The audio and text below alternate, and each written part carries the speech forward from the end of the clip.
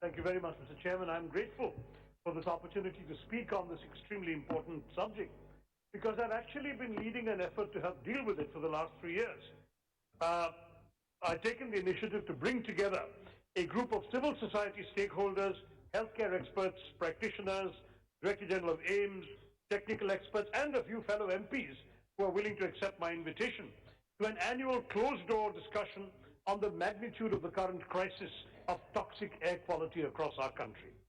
The discussions in 2017, 2018, also this year, dealt not only with the current state of air quality, but also extended to deliberations on what we could possibly do as concerned citizens and as elected representatives to create and implement a national action plan on cleaning up our air. Since the inaugural meeting in 2017, this platform has brought together some of the most accomplished and experienced stakeholders on this issue of vital national importance, including for the first time this year, the Honourable Minister of the Environment, our good friend Sri Prakash Javadekar, who addressed this year's gathering in a comprehensive ideation of this government strategies to address air pollution. So I think we're on the right track, and I'm glad to see that the Honourable Speaker has taken this conversation forward at a time when it simply cannot be ignored anymore, because, I'm sorry this is the case, the issue of air pollution has simply so far, until this debate, so far not been given the due recognition it deserves, or even serious discussion within the walls of this august chamber. In the few times it has become a political hot potato, it's always in the few weeks before and after Diwali. In fact, just after Diwali is when the debate also peaks, as does the AQI. And the situation we have is focused on urban centers, is very often reduced to a Delhi-Punjab debate, and honestly that misses the larger point, that this is a national crisis, a perennial issue, not just in November, and it's a pan-Indian problem we must solve together. The 2017 State of the Global Air Report, there is one more last year, I've not seen it, published by the Health Effects Institute, revealed that since 1990, the number of ozone-related deaths in India has risen by 150%. Staggering figure. The economic implications of deteriorating air quality are ominous as well, with a 2013 World Bank study estimating that welfare costs and lost labor income due to air pollution cost the exchequer nearly 8.5% of India's GDP. So our GDP would be that much higher if we dealt with our air successfully. Labor losses due to air pollution, in terms of the number of man-days lost, for instance, resulted in an estimated calculated loss of $55.39 billion in a single year, and further premature deaths will cost our country an estimated $505 billion, or roughly 7.6% in this coming fiscal year. And the effect on our quality of life is also incalculable. We can't do it in numbers. But I remember when I was a student at Delhi University in the early 70s, September to February used to be the best months of the year. Today, let's face it, these are the worst months of the year. And we are in a situation in which I can talk about a diplomatic friend of mine who, after 3 years' service in Delhi, was taking his exit medical examination, and his doctor asked him, how many packs of cigarettes do you smoke every day? And the poor diplomat protested, I'm a non-smoker, never smoked in my life. And he said, your lungs show otherwise. And the poor chap had never lit up. He had merely been breathing Delhi's smoggy air 3 winters in a row. It really is that bad. The New York Times former India correspondent Gardner Harris wrote a famous, or perhaps to many of us, a notorious article in 2015, in which he explained why he was leaving his post prematurely. He says, merely living in Delhi is damaging my children's health. Describing the asthma and the travails of his 8-year-old son, Harris wrote that Delhi, and I quote, was suffering from a dire pediatric respiratory crisis, with a recent study showing that nearly half the city's 4.4 million school children have irreversible lung damage from the poisonous air. Irreversible lung damage, Mr. Chairman. He felt that he and other expatriates posted to Delhi were pursuing their careers at their children's expense. And he concluded that it was unethical for him and those who have a choice to willingly raise children here. He picked up his kids and left India and wrote about it. And this is the kind of thing that makes many, as Rajiv Pratap Rudy was mentioning, many foreigners hesitate to even come to our country.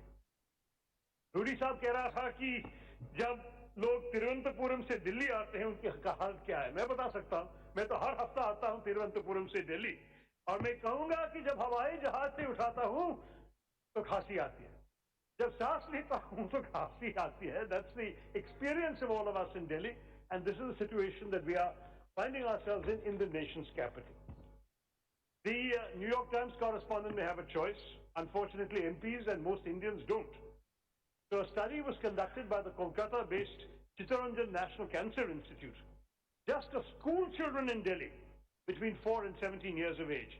And they found that the key indicators of respiratory health and lung function are markedly worse than their counterparts elsewhere. In fact, the figures are twice to 4 times as bad for children in Delhi than in other places. And according to the Cancer Institute, these are not reversible. So it is actually true to say that bringing up our children in Delhi is a crime against our children. Toxic air quality is a silent killer, and today in India, the air we breathe has itself become a public health crisis, one that is slowly but surely crippling our country. But at the same time, this is not politics, because honestly, it's like what I've been saying for some time about our foreign policy. I always say there's no BJP foreign policy or Congress foreign policy, there's only an Indian foreign policy. And so too with air quality. Our political differences on the subject have to end where the stratosphere begins, because you and I and all the other members from other parties are breathing the same air. There is only one Indian air quality. Currently it's pretty bad, and we need to address its toxicity together. It's a problem that can be addressed if the right kind of sustained campaign focuses on both short-term and long-term interventions on this issue. Take, for example, China's action. As recently as 2013, they had peak toxicity. They were higher than us. Beijing was worse ranked than Delhi. But with public scrutiny mounting in the wake of the Beijing Olympics, China formulated the National Air Pollution Action Plan, which imposed stringent controls on emissions, strict guidelines for air quality checks, and China's air quality strategy since, though it's still in an incipient stage, has made a lot of difference, and Beijing is no longer joining us or competing with us for the worst, most polluted city in the world. That's a valuable lesson we can learn. Of course, India is not China. We are a democracy where the smallest voice matters and where the means are as important as the ends. So we cannot have any compulsion or other methods that the Chinese use. But we can certainly see what worked there that we can borrow here. Today, somebody put on social media this picture of this video of this tower that they have in Beijing that soaks up the smog, converts it into carbon particles that are then compressed into diamonds. And if you buy a diamond ring, you are actually donating to cure the smog of Beijing. Now, if they can do that in Beijing, is there a possibility of doing it in Delhi? Worth finding out. I just feel we should explore what others have done. We don't have to reinvent the wheel. Now, India has, of course, shown commitment and willingness. A new national clean air program is important. And as others have been saying, the involvement of the government in the Copenhagen Agreement, the Paris Agreement, and so on. But still, the pace of action at home, in terms of what we are all breathing, has been found wanting. Let's accept that our wealth of civil society stakeholders and technical experts have not been adequately consulted. There's been very limited public consultation by the government on the plan and its targets. The timing is also a matter of concern, because the plan was announced just as the previous government, that is the Modi government part 1, had just wound up its term, and there was immediately obviously no follow-up. We need to pick up the threads in now Modi part 2 or BJP part 2, NDA part 2 is what you probably want me to say, and actually resume concrete steps towards implementation. I think this discussion alone is not enough, Mr. Chairman. The minister should really come to the Parliament and specify an action plan. The government and all of us must do this by such and such timeline. Only then will we actually make measurable progress. Making speeches we can all do, and that's what we are here to do. But we have to have concrete action. I do want to say that it is concerning that the national plan, as I have read it, has no legal measures incorporated within it to ensure accountability or penalize non-implementation, which will limit the effectiveness of the plan. If it was converted into an act, into a new National Clean Air Act, debated in Parliament and voted in Parliament, it would have the force of law. And that's something I strongly recommend to convey to the Environment Minister. So just to summarize, the action plan, in my view, must be ambitious. It must bring in the best of tech-based innovation and interventions wedded with our age-old heritage of sustainable practice, and of course conservation, because we have things worth conserving. We need to accept that our present infrastructure is insufficient. Even to monitor the scale of toxicity and air quality, we haven't done a great job. I know some of us have apps on our mobile phones that give us the AQI.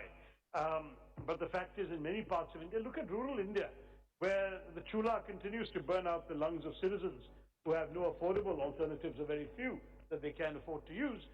There is a problem even in rural India. Not that we only suffer in Delhi. Second, the plan must be courageous in its guidelines. There must be tough deadlines and targets. And that I've already mentioned, so I won't repeat it. We must, of course, be conscious not to weaken the weakest in our society, farmers. Some have already spoken very emotionally about our farmers and how the burden should not be put on them because stubble burning is a cost-saving practice and so on. Well, the government has the money and the resources to give them a viable and cost-saving alternative. And in a diverse democracy like ours, we have to take all stakeholders along. Third, we must have a collaborative action plan. That is, we must bring together the best minds in our country. We must take the civil society on board, use our cutting-edge technical resources, the vast knowledge pool we are blessed to have. I must say that I've met many very impressive experts on the question of air quality who are frustrated that they can't even get an audience with the members of the executive dealing with this issue. I think it's important that we now work together in a collaborative spirit, and that's why I convened my roundtable all these years in order to create a platform that will strengthen these bridges, and I hope that Parliament can be the right forum to take it forward. Now, we all are realists. We know this is not going to change overnight or even in a year or two or even by the end of this Parliament in 4.5 years. But the fact is, we must sow the seeds of our campaign against toxic air now if we want to breathe better air when we come back, if we come back in the next session of Parliament. It is genuinely not too late. The fact is that this national crisis cannot just be confronted after Diwali or in the winter months. It is extremely important that we understand the urgency of this as well as the widespread impact that our actions need to have and should have across the country. I do want to stress it's not just an environmental issue. Only the Environment Minister is listening to our debate, but it's also a national health issue. Many of our doctors, as I mentioned, the Director General of AIIMS was in, I'm just concluding, sir. The Director General of AIIMS is an expert in respiratory illnesses. Doctors have testified on what the health crisis is on this issue. It's an economic and development issue, as I gave you the figures from the World Bank. It's an issue of how India consumes, how India travels. It's also an issue that is central to the future of our country. So I hope that we will come up with equitable solutions, that we come up with collaborative solutions, that we find the political will for a legislative approach to implementing an effective national clean air policy. And I do want finally to say that I believe we have the will and the capacity. Don't forget what the British had reduced us to by 1947 and how we have climbed up from then to what we are today. We were a poster child for poverty, disease, destitution. Today we are a thriving economy and society. We can find the same willpower to conquer this challenge of toxic air. I do believe that that since this is something that affects all of us, we should work together. And in many ways, just as for John F. Kennedy, the moonshot was the great aspiration of his generation, I would urge that we make cleaning up our air the moonshot of our times, so that we finally are in a position to give our children and grandchildren decent air to breathe in a country of which we can be proud and live in health and contentment. Thank you, Mr. Chairman. Jai.